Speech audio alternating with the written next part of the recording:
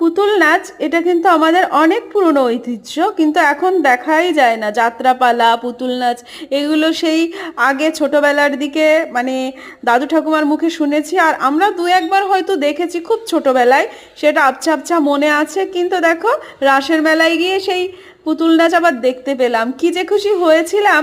বাচ্চাদের কথা আর কি বলবো, ওরা তো ওখানে দাঁড়িয়ে পুরো মেরে গেছে, হাঁ করে দেখছে। মানে এখনকার মোবাইলের যুগে এইগুলো সত্যি পাওয়াই যায় না। বাচ্চারা আমাদের মুখে শুধু গল্পই শুনেছে, কিন্তু দেখেনি। দেখো এখানে থিমগুলো কি সুন্দর, মা দুর্গার হাতে ত্রিশূল নাড়ছে, তারপরে এই যে সাপুরিয়া দেখো, সাপ খেলা দেখাচ্ছে। এগুলো সত্যি শিশু মনে যে কত আনন্দ দেয়। এই দেখো ঢেকি, ঢেকি তো এখন লোকের বাড়িতে দেখাই যায় না, গ্রাম সাইডে দু একটা দেখা যায়। তো আমাদের বাড়িতে এখন আছে কিন্তু ভেঙে গেছে।